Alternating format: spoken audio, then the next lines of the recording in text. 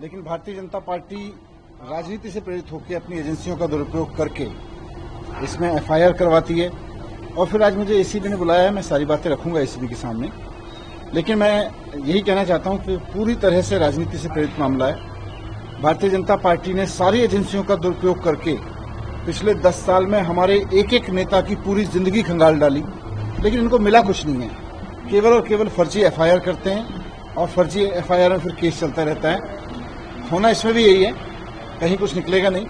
इस केस के बारे में एक चीज और मैं आप सबके संज्ञान में लाना चाहता हूं कि मनोज तिवारी जी ने, जो भारतीय जनता पार्टी के सांसद हैं, उन्होंने मेरे ऊपर ये आरोप लगाया था और जब मैंने उनके ऊपर मानहानि का मुकदमा किया तो वो जमानत लेके अभी जमानत में बचे हुए हैं। तो इसमें तो मनोज तिवारी जी भी बचे हुए भाग रहे हैं इस आरोप से। इन आरोपों में कोई सच्चाई नहीं है, पूरी तरह से झूठा केस है। लेकिन मैं सोचता हूं ये भारतीय जनता पार्टी वाले कर क्यों रहे हैं ये सब। अभी समझ में आता है कि दिल्ली की जनता ने इनको मैंडेट दिया कि दिल्ली के लोगों के लिए काम करो। काम तो करना बीजेपी वालों को आता नहीं है।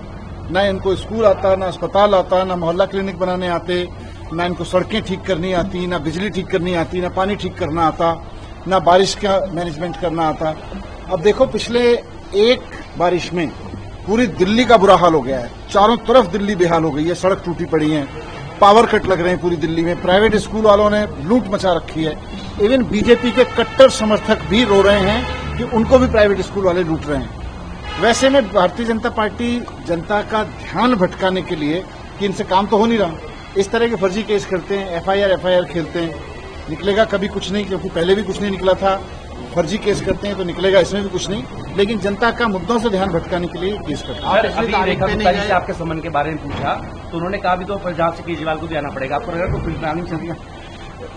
इसलिए मैंने कहा ना, पूरी दिल्ली में ना बीजेपी के किसी कार्यकर्ता को समझ में आ रहा है कि उनकी सरकार क्या करने वाली है, दिल्ली में क्या कर रही है। इनके कार्यकर्ता भी प्राइवेट स्कूल के हाथों लुट रहे हैं। इनके कार्यकर्ता बीजेपी के कट्टर समर्थक भी ट्वीट कर रहे हैं कि पावर कट से बुरा हाल है, सड़कों का बुरा हाल हो गया दिल्ली में, एक बारिश में पूरी दिल्ली बेहाल हो गई। और ये केजरीवाल को गाली देने में बिजी हैं, ये एफआईआर कराने में बिजी हैं। तो इनको कुछ आता दाता तो है नहीं, केवल एफआईआर, केवल फर्जी एफआईआर करनी आती है। पिछले संबंध में आप नहीं गए, आरोप ये लग रहा है कि आपके पास बहुत कुछ छिपा रहे हैं आप, इसलिए नहीं गए।